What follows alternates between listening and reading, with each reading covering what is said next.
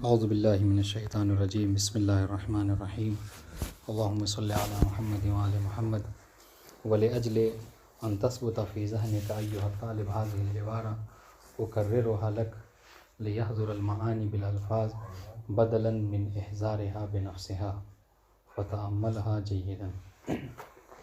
بات ہماری جو ہے مباحث الفاظ کے متعلق چل رہی تھی، ہے نا، اور اس سے پہلے یہ بات مصنف نے عرض کی کہ جو منطقی کی غرض ہے، منطقی کی جو غایت ہے، وہ اصل مقصد یہ ہے کہ منطقی معانی کے متعلق بحث کرتا ہے، الفاظ سے اس کا کوئی تعلق نہیں ہے نا۔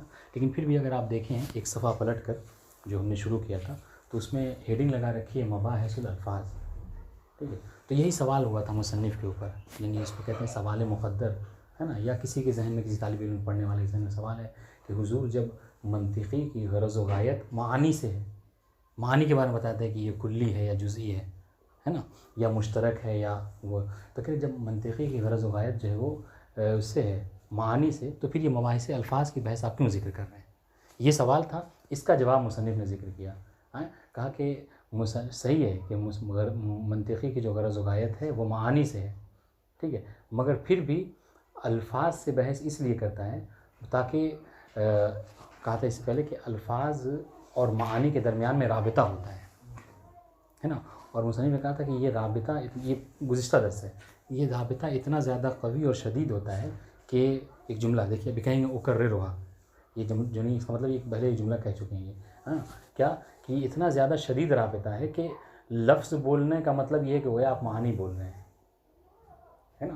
جیسے اس کی مثال عام طور سے اصول میں دی جاتی ہے لفظ اور معانی کی، آپ نے اصول میں پڑھیں تو اس میں کہتے ہیں لفظ اور معنی کی مثال یہ کیا ہے، آئینے کی ہے، ٹھیک ہے، اور آئینے میں اپنا چہرہ دیکھنے کی ہے نا۔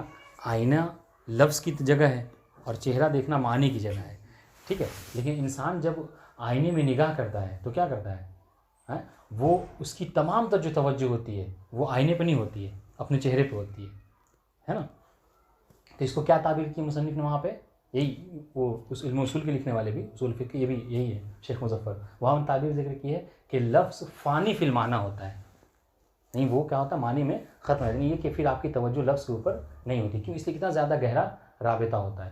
تو مصنف یہاں پہ جواب دینے لگے کہ ہم کیوں جو ہے وہ اس کے متعلق بحث کر رہے ہیں الفاظ کے بارے میں۔ تو پہلا جواب جو اس سے پہلے ہم پڑھ چکے ہیں گزشتہ درس میں، وہ یہ کہ پہلا تو فائدہ یہ ہے کہ جو من جہت عامہ ہے، یعنی کیا مطلب، یعنی یہ تمام علوم میں آپ کو کام آئے گا، وہ کیا، وہ یہ کہ آپ کو ایک طریقہ بنا دیں، یعنی گرچہ یہ جو طریقہ ہے یہ عربی زبان میں، چونکہ یہ کتاب عربی میں لکھی ہے تو عربی میں کچھ ایسے مباحث ہیں جیسے لام تعریف کی بحث ہو، ہے نا، یا لام استغراق کی بحث ہو، وہ عربی سے مخصوص ہوگی، لیکن عام طور سے جو بحث ہوگی وہ فائدہ پہنچائے گی آپ کو تمام علوم میں، اس لیے مباحث الفاظ سے متعلق یہاں بحث کر رہے ہیں، اور کہہ رہے کہ یہ فائدہ اتنا اہم فائدہ نہیں ہے اسی وجہ سے ہم مباحث الفاظ سے متعلق بحث کر رہے ہیں، لیکن کہہ رہے کہ ہاں ایک اور فائدہ ہے کہ جو راجع ہے، جو پلٹ رہی ہے کس کی طرف، خود منطقی کی طرف، یعنی جو منطق پڑھنے والا ہے اس کو یہ فائدہ ہوگا، وہ کیا، اس کے لیے وعلیکم السلام، ہاں اس کے متعلق بتایا انہوں نے، وعلیکم السلام۔ تو اس فائدے کے تحت انہوں نے بتایا کہ اس میں جو ہمیں بتانا ہے وہ یہ کہ اصل میں وجود کی جو ہے وہ چار قسم ہے۔ اب یہ کہا کہ اس مطلب کو بتانے سے پہلے ہم جو ہے بڑی سی تمہید جو ہے ذکر کریں گے، اور اس تمہید کے بعد آپ کو ہم اصل فائدہ بتائیں گے کہ کس وجہ سے منطقی یہاں پر بحث کر رہا ہے مباحث الفاظ کے مطابق۔ تو اس تمہید میں جو یہ خلاصہ ہے، اس میں کہ دو بحث جو ہم پڑھ چکے ہیں اس سے پہلے، دو باقی ہے، لیکن اس کو سمجھانے کے لیے چونکہ نئے لوگ بھی ہیں تاکہ بات واضح ہو جائے، انہوں نے کہا کہ وجود کی جو چار قسمیں ہیں، اصل بحث ذہن میں رکھیے گا، جواب کیا دینا ہے کہ مباحث الفاظ کے متعلق کیوں بحث کر رہے ہیں۔ تو مصنف نے تمہید میں یہ ذکر کیا کہ دیکھیے وجود کی جو ہے وہ چار قسمیں ہیں، ٹھیک ہے، وہ چار قسمیں یہ ہیں، وجود ذہنی، وجود خارجی، وجود خارجی و ذہنی، وجود لفظی اور وجود کتبی۔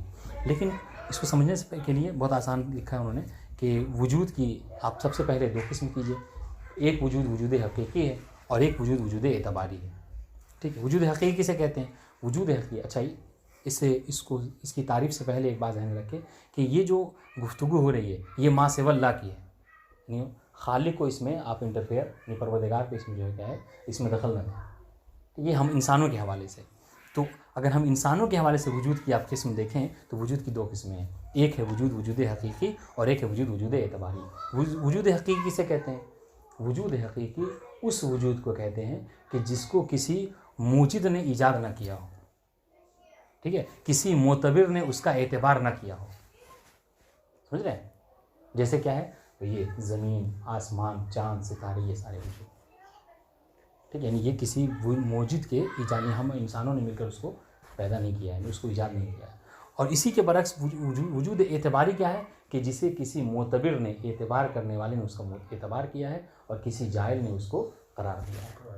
بات واضح انشاءاللہ. تو یہ وجود کی دو قسمیں. اب اس کے بعد سنیے وجود حقیقی، پھر اس کی دو قسمیں ہو جائیں گی، ایک وجود خارجی اور ایک وجود ذہنی.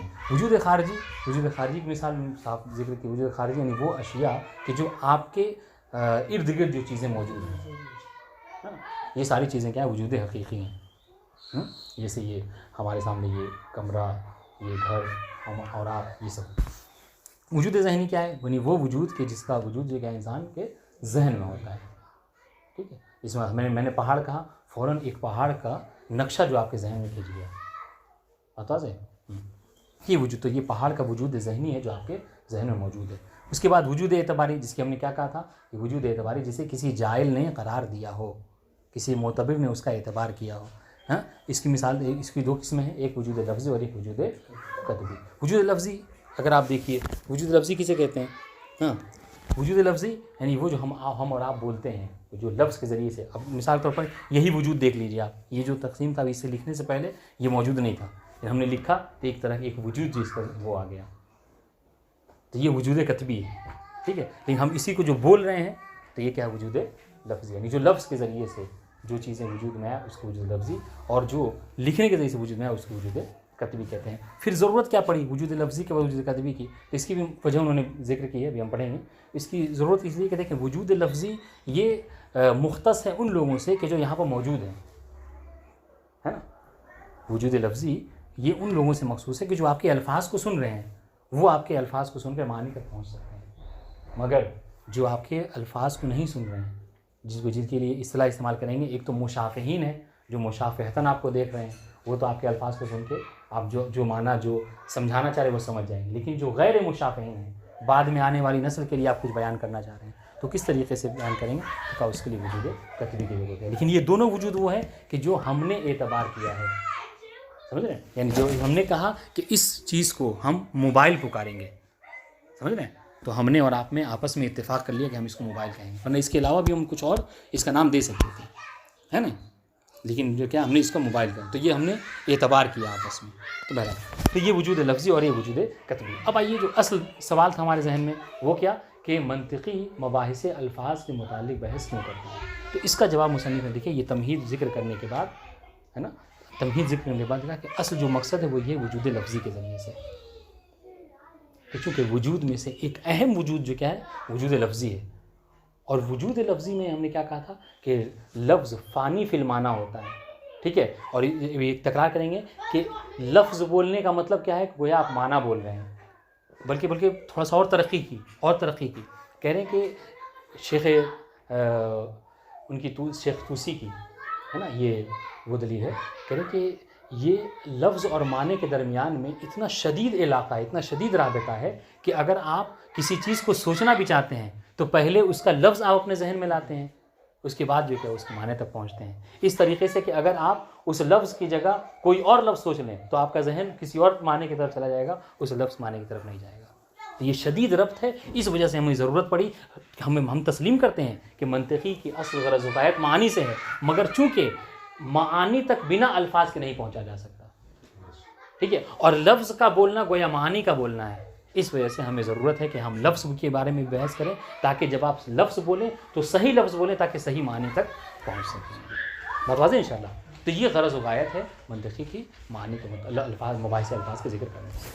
دیکھیں بس بات کم ہے، عبارت زیادہ ہے، تو انشاءاللہ ہم کوشش کریں کہ عبارت زیادہ پڑھیں. جہاں نام مطلب سمجھ میں آئے بتائیے گا. اچھا، یہ اچھی بات یہ ہے کہ یہ جو ابھی پڑھنے والے ہیں اس کو دہرا رہے ہیں، تو اگر آپ اس سے پہلے والا درس نہیں پڑھے ہیں تو اس کو پڑھیے تو انشاءاللہ وہ بات سمجھ میں آ جائے گی آپ کو. اور اگر مطلب مزید سننا ہوگا تو یہ ریکارڈنگ اس پہ ڈال دیتے ہیں، گروپ پہ ایڈ ہو جائے گا اور اس پہ سنیے. وَلِأَجْلِ أَن تَثْبُتَ فِي ذَهْنِكَ أَيُّهَا الطَّالِبُ هَذِهِ الْعِبَارَةُ أُكَرِّرُهَا لَكَ. مصنف کہہ رہے ہیں کہ ہم یہ چاہتے ہیں، ہے نا، کہ تاکہ آپ کے ذہن میں یہ عبارت جو کیا ہے ثبت ہو جائے، نقش ہو جائے. ٹھیک ہے, تو اس لیے ہم کیا کرتے ہیں, اس عبارت کی تکرار کرتے ہیں. کس عبارت کی جو مطلب اس سے پہلے بیان کر چکے ہیں, دوبارہ اس کو بیان کر رہے ہیں. کیا کہ لیحضر المعانی بالالفاظ بدلا من اظہارها بنفسها, کہ یہ ہوتا ہے کہ بجائے اس کے کہ معانی کو بے نفس نفیس انسان کیا کرے, حاضر کرے, ہے نا, اس کی جگہ کیا کرتا ہے, وہ معانی کو حاضر نہیں کرتا بلکہ کیا کرتا ہے, لفظ کو حاضر کر دیتا ہے. ابھی اس سے پہلے دیکھیے تمہید ہم گزشتہ درس میں پڑھے ہیں, اس میں کہا کہ دیکھیں جو سب سے طریقہ اولی ہے آپس میں بات کرنے کا اور یا افہام و تفہیم کا, سمجھنے اور سمجھانے کا, وہ یہ ہے کہ اگر ہم کسی چیز کے بارے میں بحث کر رہے ہیں تو آپ اس کو لا کر حاضر کر دیجیے. ہم نے اس سے پہلے مثال دی تھی کہ اگر مثال کے طور پر ہمیں آپ کو بکرا بیچنا ہے تو سب سے بہتر طریقہ یہ ہے کہ بکرا لائیں اور آپ کے حوالے کر دیں, پیسے لے لیں. ہم زبان پہ نہ بکرا لائیں نہ بیچ تو کہیں, آپ نہ وہ کہیں, بکرے کی کوئی ذکر ہی نہ ہو, تو یہ تو طریقہ ہے. لیکن اس کے لیے کیا کہا کہ یہ تو طریقہ ان چیزوں میں ہے کہ جن کا احضار کرنا ممکن ہے.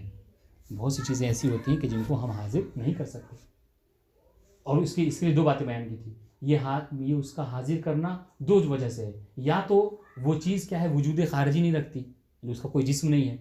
جیسے اگر ہم روح کے متعلق گفتگو کر رہے ہیں تو کیسے حاصل کریں گے, جن کے متعلق گفتگو کر رہے ہیں تو کیسے اس کو حاضر کریں گے, یا تو یہ ہے, یا پھر دوسری وجہ یہ ہے کہ وہ ایسی چیز ہے کہ جو حاضر کرنا اس کو ممکن ہے. جیسے پہاڑ کے متعلق گفتگو کریں تو یہاں پر ہم پہاڑ کو حاضر نہیں کر سکتے. بات واضح انشاءاللہ. تو یہ کہہ رہے ہیں, تو ہم کیا کرتے ہیں, دیکھیے تو یہ پہلا طریقہ تھا کہ اس چیز کو حاضر کر, لیکن اب اس پر ہم قادر نہیں ہیں تو انسانوں نے کیا کیا مل کر کہ آپ اس معنی کو اس کی جگہ پہ رہنے دیجئے, آپ اس کے لیے لفظ بول دیجئے. لیحضر المعانی, تاکہ معانی جو ہے وہ حاضر ہو جائے. کس کے ذریعے سے, بالالفاظ, بتوسط الالفاظ, الفاظ کے ذریعے سے, بدلا من اظہارها بنفسه, بجائے اس کے کہ آپ کیا کریں, خود معانی کو ذکر کریں, بجائے اس کے کہ ہم بکرا کو لا کے یہاں ذکر کریں. ہم نے کہا بکرے کو کہتے ہیں بھائی میں اپنا بکرا بیچنا چاہتا ہوں, آپ نے کہا جی میں خرید رہا ہوں. فتأملها جيدا, آپ اس میں غور و فکر کریں. واعرف ان هذا الاحضار انما يتمكن الانسان منه بسبب قوة ارتباط اللفظ بالمعنى. ٹھیک ہے, کہہ رہے کہ آپ اگر اس میں غور و فکر کریں گے تو آپ کو یہ بات کھل جائے گی, آپ اس کو پہچان لیں گے کہ یہ جو احضار ہے, ٹھیک ہے, کس کا, معنی کے بجائے لفظ کا حاضر کرنا, یہ انسان اس پر متمکن ہوا, انسان اس پر قادر ہوا. کیوں؟ یہ اس وجہ سے انسان اس پر قادر ہوا کہ معانی کو ذکر نہ کر کے الفاظ کو ذکر کر رہا ہے. کیوں؟ چونکہ لفظ اور معانی میں بہت زیادہ شدید کیا ہے, رابطہ پایا جاتا ہے. انما یتمکن الانسان منہ, اس منہ حدیث میں پڑھائیں گے احضار کی طرف, اس احضار پر انسان متمکن ہے. کیوں؟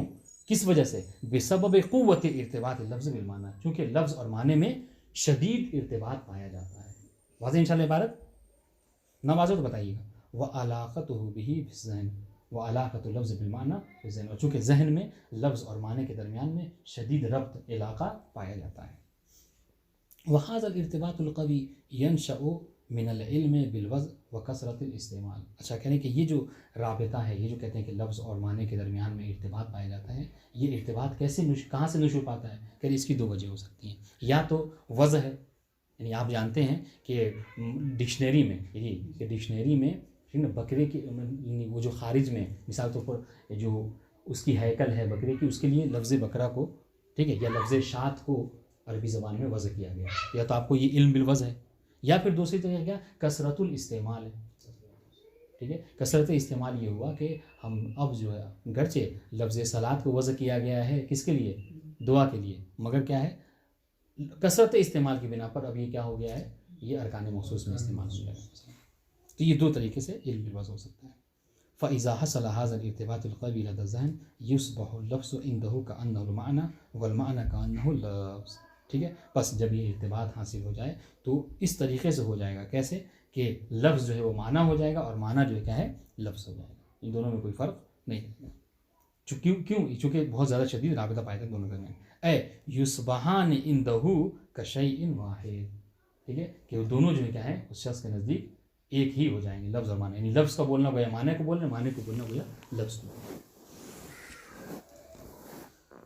فإذا أحضر المتكلم اللفظ فكأنما أحضر المعنى بنفسه اللسان. بس اگر متکلم کیا کرتا ہے, اگر لفظ کو بولتا ہے تو گویا معنی کو ذکر کیا اس نے سامع کے لیے, اور اگر معنی کو بولتا ہے گویا کہ لفظ بولا ہے, چونکہ دونوں میں بہت زیادہ شدید رابطہ پایا جاتا ہے.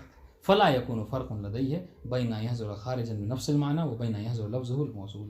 بس متکلم کو اختیار ہے کہ چاہے تو وہ لفظ بول لے یا چاہے وہ معنی بول لے, دونوں میں کوئی فرق نہیں ہے, کیونکہ بہت زیادہ شدید علاقہ پایا جاتا ہے. بلکہ کیا کہا کہ آپ دو وہاں پہ مطلب دو ہی کا تصور ہی نہیں ہے, لفظ فانی فی المعنی ہو گیا ہے. جی فإن السامع فی کلا الحالین ینتقل ذہنہ الی المعنی. اصل مقصد کیا ہے؟ معنی, اور منطقی معنی سے بحث کرتا ہے. جو سامع ہے, جو سننے والا ہے, وہ ہر حال میں معنی کو سمجھ جائے گا, یا آپ لفظ بولیے یا معنی بولیے. وَلِذَا قَدْ يَنْتَقِلُ السَّامِعُ إِلَى الْمَعْنَى وَيَغْفَلُ عَنِ اللَّفْظِ وَخَوَاصِهِ. اس کی مثال ہم نے آپ کو دی ہے. اس لیے دیکھیں چونکہ بہت زیادہ شدید ربط ہے لفظ اور معنی میں, اس لیے ایسا ہوتا ہے, اکثر ہوتا ہے کیا کہ جو سامع ہوتا ہے, سننے والا ہوتا ہے, وہ لفظ سے غافل ہو جاتا ہے اور ڈائریکٹ جو کیا معنی کی طرف چلا جاتا ہے. اور اس کی مثال بتائی آپ کو کہ جب آپ آئینے میں اپنے چہرہ دیکھتے ہیں تو دیکھ رہے ہیں چہرے کو, وہ کس کے وسیلے سے؟ آئینے کے وسیلے سے. لیکن انسان کبھی آئینے پہ متوجہ نہیں ہوتا, ڈائریکٹ جو کیا ہے وہ چہرے پہ ہی تمام تر نگاہ رکھے اور وہ یہ حالت ہو جاتی ہے. وہ یغفل لفظ و خواصی, لفظ اور اس کی خاصیت سے کیا ہے وہ غافل رہتا ہے, اور اس طریقے سے غافل ہوتا ہے کأنہ لم یسمع, گویا کہ اس نے لفظ سنا ہی نہیں بلکہ بس معنی ہی کے متعلق اس کے سامنے گفتگو کی گئی ہے. ما انہ لم ینتقل الیہ, جبکہ یہ معنی اس تک منتقل نہیں ہوا ہے, سامع تک یہ معنی نہیں پہنچا ہے, الا بتوسط سماع لفظ, لفظ کے سننے کے ذریعے سے ہی وہ معنی تک پہنچا ہے. مگر چونکہ اتنا زیادہ شدید رابطہ پایا جاتا ہے کہ وہ لفظ کو بھول گیا اور معنی تک پہنچ گیا. وزبدۃ المخض, خلاصہ کلام یہ ہے کہ ان ھذا الارتباط یجعل اللفظ والمعنى كشیء واحد. ٹھیک ہے, یعنی یہ زبدۃ المخض ہے کیا, یعنی تمام بحث کا خلاصہ نچوڑ یہ سمجھ لیجیے آپ کہ ان ھذا الارتباط, الارتباط الف لام ذکر, یعنی ارتباط کون سے ارتباط؟ لفظ اور معنی کا ارتباط. کہہ رہے یہ جو ارتباط ہے یجعل اللفظ والمعنى كشیء واحد, لفظ اور معنی کو دونوں کیا ہے ایک شیء واحد کر دیتا ہے. فاذا وجد اللفظ فكأنما وجد المعنى, بس اگر لفظ ہو تو گویا کہ کیا ہے معنی ہو, لفظ کا وجود گویا معنی کا وجود ہے. فلذا نقول, یہی وجہ کہ ہم کہتے ہیں وجود اللفظ وجود المعنى.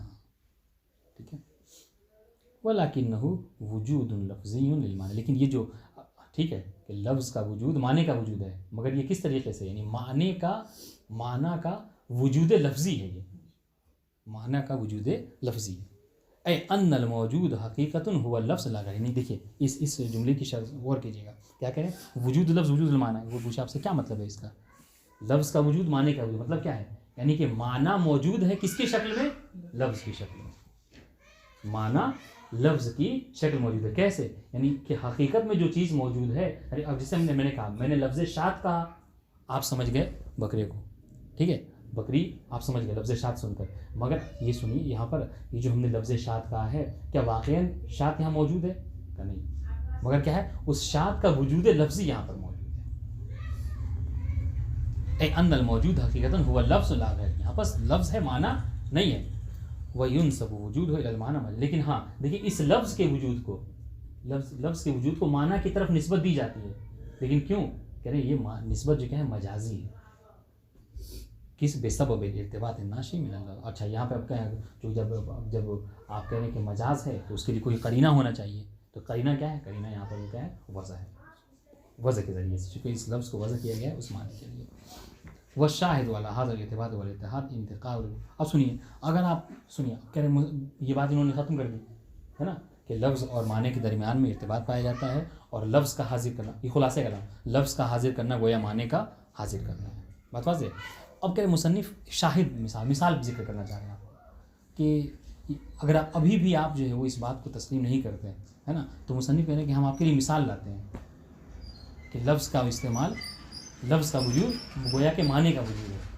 اس کی مثال کیا ہے؟ کہہ رہے ہیں اس کی مثال یہی ہے کہ آپ اگر کسی کو ہے نا برے لقب سے پکارنا چاہتے ہیں, مثال طور پر آپ نے کسی کو حیوان کہہ دیا ہے نا, یا کسی کو مثال طور پر اجلکم اللہ کتا کہہ دیا, تو حقیقت میں تو وہ کتا نہیں ہے نا, لیکن آپ نے یہ لفظ کہا ہے نا, تو فوراً وہ معنی کی طرف پہنچ گیا, اور اس وجہ سے آپس میں کیا ہوگی, لڑائی ہو گئی. ہم اگر آپس میں ایک دوسرے بول دیں تو کیا ہے آپس میں لڑائی ہو جاتی ہے, جبکہ ایسا حقیقت میں نہیں ہوتا ہے, وہ آپ کے کہنے سے کوئی جو ہے کتا نہیں ہو جاتا. مگر کیا ہے, مگر کہنا چاہ رہے ہیں کہ لفظ کا وجود معنی کا وجود ہے, اور یہ ہم آپس میں کیا کرتے ہیں, اس کا استعمال بھی کرتے ہیں. تو اس بات کی طرف شاہد ہے. اچھا یہ تو برائی کی مثال ہو گئی. اچھائی کی مثال دیکھ لیجیے, اگر آپ کسی کو بہت بڑا عالم سمجھنے لگے, استاد کہنے لگے, تو ایک دم سے وہ اپنے اندر خوشی محسوس کرتا ہے نا. آپ کسی کو مثال طور پر بہت اچھے لقب سے پکارنے لگیں تو اس کو خوشی محسوس ہوتی ہے. کہہ رہے یہ خوشی کیوں محسوس ہوتا؟ ہمیں تو بس ایک لفظ کہا. کہ نہیں لفظ ٹھیک ہے آپ نے لفظ کہا لیکن لفظ کا وجود گویا کہ معنی کا. تو کہہ رہے ہیں کہ دیکھیے ایک شاہد ایک خارجی مثال بھی ہم آپ کے لیے پیش کر رہے ہیں. کسی بھی یہ دعویٰ نہیں ہے ہمارا کہ لفظ کا وجود معنی کا وجود ہے. نہیں، خارج میں ہم آپس میں استعمال بھی کرتے ہیں اور اس کو سمجھتے بھی ہیں کہ لفظ کا وجود گویا معنی کا وجود. سنیے وَالشَّاهِدُ عَلَى هَذَا الْارْتِبَاطِ وَالِاتِّحَادِ. کیسا اتحاد؟ کیا مراد لے رہے ہیں ارتباط اور اتحاد سے؟ ہاں کہ لفظ اور معنی کے درمیان میں ربط پایا جاتا ہے. لفظ اور معنی ایک دوسرے کے متحد ہیں. ٹھیک ہے، اس پر شاہد کیا ہے؟ اس پر سنیے گواہ کیا ہے؟ شاہد یہ ہے کہ انتقال القبح والحسن من المعنی الى اللفظ وبالعکس. کہ دیکھیں حسن اور قبح جو کیا ہے معنی سے لفظ کی طرف اور لفظ سے معنی کی طرف کیا ہوتے ہیں منتقل ہو جاتے ہیں. ٹھیک ہے، یہ سب سے بڑی مثال ہے. سنیے فَإِنَّ اسم المحبوب من اعظم الالفاظ عند المحب. دیکھیں بہت اچھی بات ہے.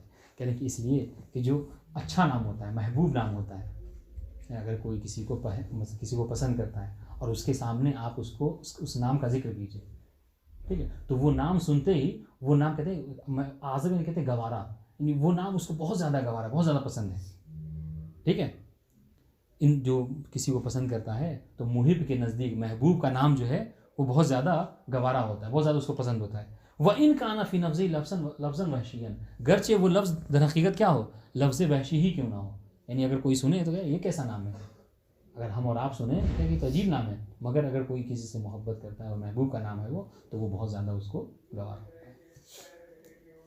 ينفر السمع واللسان. یعنی ایسا لفظ ہے کہ جس کو بولنے پہ خود انسان کی سماعت پہ بھی وہ اثر ہو، یعنی وہ سماعت اس کو اچھی نہ لگے اور بولنے میں بھی وہ اچھا نہ لگے، یہ پھر بھی جو کیا ہے جو چاہنے والا ہے اس کو پسند کرے گا. کیوں ایسا کیوں ہے؟ اس لیے کہ لفظ کا وجود معنی میں. اب اسی کے برعکس وَاسْمُ الْعَدُوِّ مِنْ أَقْبَحِ الْأَلْفَاظِ وَإِنْ كَانَ فِي نَفْسِهِ لَفْظًا مُسْتَنبَحًا. اور اسی کے برعکس آپ دیکھیں اسی کے برعکس جو کسی کو پسند نہیں کرتے ہے نا، اگر کسی جو دشمن کا نام ہوتا ہے وہ چاہے دشمن کا نام اچھا ہی کیوں نہ ہو، کتنا ہی اچھا نام کیوں نہ ہو، ٹھیک ہے، لیکن اگر چونکہ آپ سے دشمنی رکھتے ہیں تو اس کا اچھا نام بھی آپ کو کیا ہوتا ہے پسند نہیں ہوتا، برا لگتا ہے. وہ اسم العدو دشمن کا نام من اقبح الالفاظ سب سے برا لفظ ہوتا ہے آپ کے نزدیک. وہ ان کان فی نفس لفظ گرچہ وہ خود کیا ہے بہت اچھا لفظ ہو، پیارا لفظ ہو. وکلما زاد هذا الارتباط زاد جی بہل الفاظ ہے. اسمج لکھا کیا لکھا ہے؟ ٹائپنگ مسٹیک ہے. کیا ہے؟ اسمج شاید ٹائپنگ مسٹیک.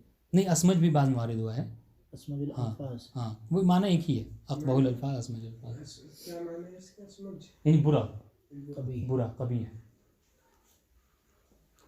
بات واضح انشاءاللہ. وَكُلَّمَا زَادَ هَذَا الْارْتِبَاطُ زَادَ الْانْتِقَالُ. جتنا زیادہ ٹھیک ہے یہ رابطہ قوی ہوگا انتقال بھی اتنا زیادہ ہو جائے گا، ٹھیک ہے، لفظ سے معنی کی طرف. وَلِذَا نَرَى اخْتِلَافُ الْقُبْحِ فِي الْأَلْفَاظِ الْمُعَبَّرِ بِهَا عَنِ الْمَعَانِي الْقَبِيحَةِ.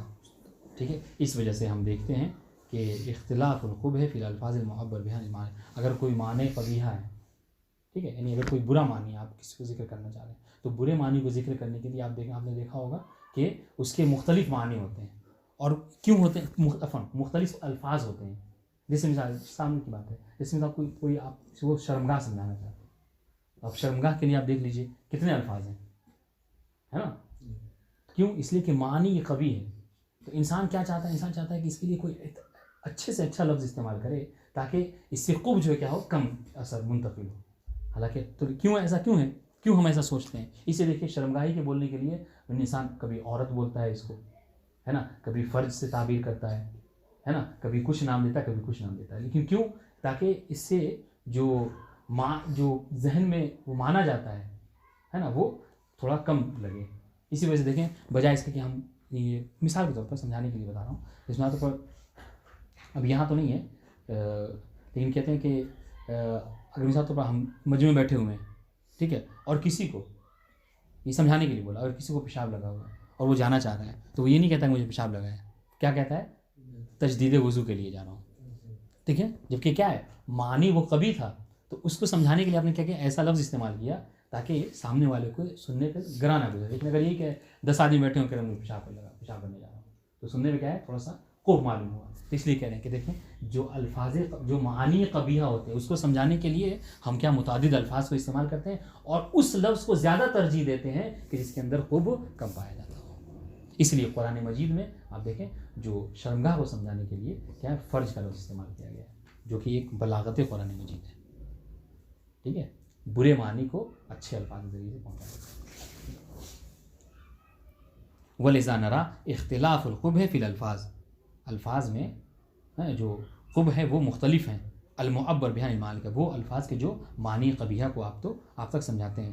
نحو التعبیر عن جیسے اگر کسی کو عورت انسان کی شرمگاہ کو سمجھانا ہے, ٹھیک ہے, فقصیر الاستعمال اقبح من قلیلہ, ٹھیک ہے, والکنایۃ اقل قبحا, کہہ رہے کہ پس فقصیر الاستعمال اقبح من قلیلہ, پس آپ دیکھیں اس عورت انسان کو سمجھانے کے لیے زیادہ تر وہ الفاظ استعمال کیے جاتے ہیں جس کے اندر قبح تھوڑا سا کم پایا جاتا ہو. ٹھیک ہے, والکنایۃ اقل قبحا, اور اس بجائے اس کے کہ ہم دیکھیں جو میں نے مثال دی یہاں بالکل تطبیق ہو رہی ہے, اور بجائے اس کے کہ ہم صاف لفظ اس کے لیے استعمال کریں, ہم بجائے اس کیا کہتے ہیں کہ میں پھر سے تجدید وضو کے لیے جا رہا ہوں, اصلاً کوئی نام ہی یہاں پر نہ آئے, تو یہ زیادہ بہتر ہے, کنایہ اشارہ زیادہ.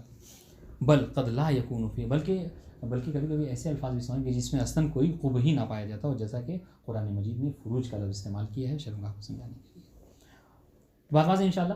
وَكَذَا رَسَانَةُ التَّعْبِيرِ وَعُذُوبَتِهِ یؤتی جمالا فی المعنی, اس طریقے سے رسانہ کہتے ہیں ثبات, ٹھیک ہے, پختہ, تعبیر کی پختگی ہے نا, اگر کسی چیز کو آپ بولنا چاہتے ہیں اس کے لیے جو تعبیرات استعمال کرتے ہیں, وعذوبتہ, اور اس کا مناسب ہونا, بجا ہونا, یؤتی جمالا فی المعنی, جتنا زیادہ آپ الفاظ اچھا استعمال کریں گے اتنا زیادہ اس کا معنی بھی جو کیا ہے صحیح ہوگا, ہے نا, خوبصورت ہوگا. لا نجدہ فی تعبیر رقیق الجافی, یہ وجہ دیکھیں کہ جو تعبیر جو لطافت, یہاں یہ ترجمہ کر سکتے ہیں, جو لطافت اچھے الفاظ کے اندر ہوتی ہے وہ لطافت برے الفاظ میں نہیں پائی جاتی. بات واضح. فیض فی جمال لفظ المعنی جمالا وعذوبتہ, بس ٹھیک ہے, لفظ بس اس وجہ سے دیکھیے, بس اس وجہ سے اضافہ کرتا ہے کیا, لفظ کی خوبصورتی معنی کی خوبصورتی میں اضافہ کرتی ہے. جتنا اچھا آپ کا لفظ ہوگا اتنا زیادہ معنی بھی جو ہے. بات واضح انشاءاللہ. اب آئیے, تو یہ بہرحال ہم جو پڑھ رہے تھے یہ کون سا وجود تھا, یہ وجود لفظی, اور یہی اصل ہے, اسی کی وجہ سے یہ ساری تمہید جو کیا ہے ذکر کی گئی. اب آخر میں ایک اور وجود ہے, اس کو جلدی سے پڑھ لیتے ہیں, وہ ہے وجود کتبی. ٹھیک ہے, شرحہ ان الالفاظ وحدها لا تکفی للقیام بحاجات الانسان کلها.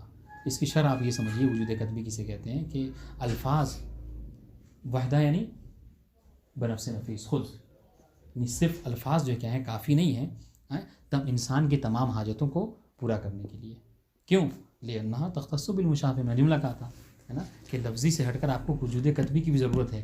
کیوں؟ اس لیے کہ لفظی تو مخصوص ہے کس سے, کہ جو مشافہین ہیں, جو سامنے آپ کو سن رہے ہیں, ہے نا. اما الغائبون والذین سیوجدون, لیکن اگر کوئی غائب ہے یا پھر آنے والی نسل ہے, آپ اس تک کوئی پیغام پہنچانا چاہ رہے ہیں, آپ مطلب وصیت کرنا چاہ رہے ہیں اپنے آنے والی اولاد کے لیے, تو اس تک آپ کیسے ہوا, تو بول کے تو نہیں پیغام پہنچا سکتے.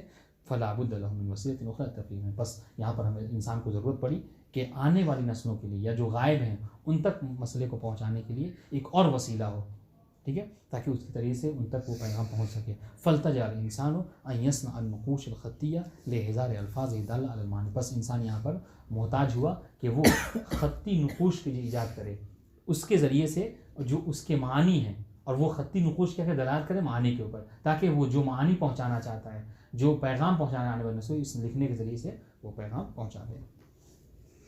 بدلا من النطق بها, بجائے اس کے کیا کرے اس کا نطق کرے, اس کا تکلم کرے. واضح انشاءاللہ. فکان الخط وجودا لللفظ, بس خط کیا ہے, یہ لفظ کا وجود ہے. سنیے گا, وقد سبق ان قلنا ان اللفظ وجود للمعنی, اور ہم نے اس سے پہلے یہ طے پایا وجود لفظی بھی جب ہم پڑھا کہ لفظ کیا ہے, معنی کا وجود ہے. تو دیکھیے اس طریقے سے ہے, یہ دیکھیے کیا کہہ رہے ہیں کہ یہ خط یعنی کتابت جو ہے یہ کیا ہے, یہ لفظ کا وجود ہے جو آپ بولنا چاہ رہے تھے, چونکہ وہ غائب ہے آپ اس تک نہیں بول سکے تو آپ نے اس کے لیے لکھ دیا. تو خط کا وجود لفظ کا وجود ہے. اور ابھی ہم نے یہ طے پایا اس میں کہ وجود لفظی میں کہ لفظ کا وجود جو کیا گویا معنی کا وجود ہے، اور منطقی کو کس سے بحث کرنا ہے؟ معنی سے، مگر چونکہ معنی اور لفظ میں بہت زیادہ ارتباط پایا جاتا ہے اس وجہ سے وہ معنی کو سمجھانے کے لیے لفظ کے متعلق بھی بحث کرے گا. بات ہو جائے ان شاء اللہ.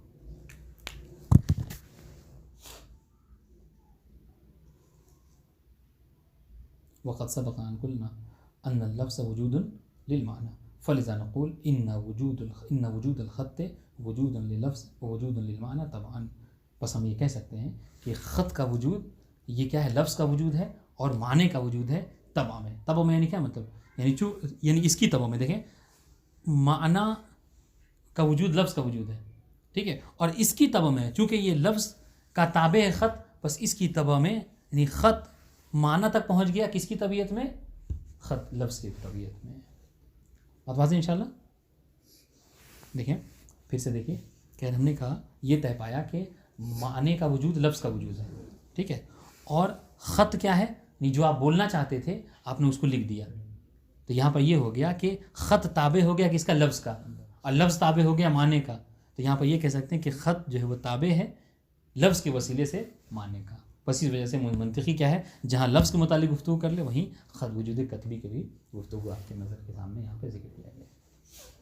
وَلَكِنَّهُ وُجُودٌ قَطْعِيٌّ لِلْلَفْظِ وَالْمَعْنَى. لیکن یہاں پر ہم یہ کہیں گے کہ یہ جو وجود ہوگا یہ وجود کتبی ہوگا، وجود لفظی نہیں ہوگا. اگر ہم مثال طور پر ہم نے یہ لکھ دیا ہے تو یہ وجود کتبی ہے اس مطلب کا، وجود لفظی نہیں ہے اور وجود معنی نہیں ہے.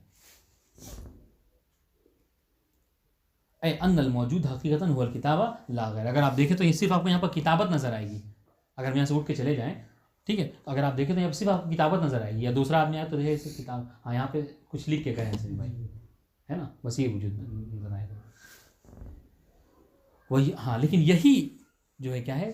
یہی چیز نسبت دی جائے گی. وَيُنْسَبُ الْوُجُودُ إِلَى اللَّفْظِ وَالْمَعْنَى مَجَازًا بِسَبَبِ الْوَزْنِ. لیکن اسی چیز کی نسبت دی جائے گی لکھنے والے کی طرف، بولنے والے کی طرف، ہے نا، لیکن کس؟ یہ مجازن ہے، اور یہ مجاز کا قرینہ کیا ہوگا؟ وضع ہوگا. بات واضح انشاءاللہ، چونکہ مجاز محتاج قرینہ ہوتا ہے. کما ينسب وجود اللفظ الى المعنى مجازا بسبب الوجه. جیسا کہ اس سے پہلے ہم نے ذکر کیا کہ لفظ کو وہ نسبت دی جاتی لفظ کی معنی کی طرف کس کی وجہ سے؟ مجازن یہ وضع کی وجہ سے. اذن الکتابۃ تحضر الالفاظ. بس خلاصہ کلام سن لیجیے آپ کہ کتابت کس کو حاضر کرتی ہے؟ الفاظ کو. والالفاظ تحضر المعانی فی الذہن. اور الفاظ کس کو حاضر کرتے ہیں؟ معانی کو ذہن میں. والمعانی الذہنیہ تدل علی الوجودات الخارجیہ. اور جو معانی ذہنیہ ہوتے ہیں وہ وجودات خارجیہ کے متعلق گفتگو کرتے ہیں. فتضح ان، بس یہ بات واضح ہو گئی کہ ان الوجود اللفظی والکتبی وجودان اعتباریان. دیکھیے جو لکھا ہم نے کہ وجود لفظی اور وجود کتبی جو کیا ہے؟ وجود اعتباری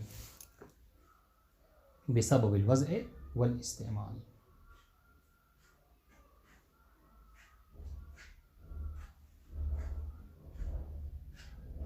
اس کے بعد کیا ہے؟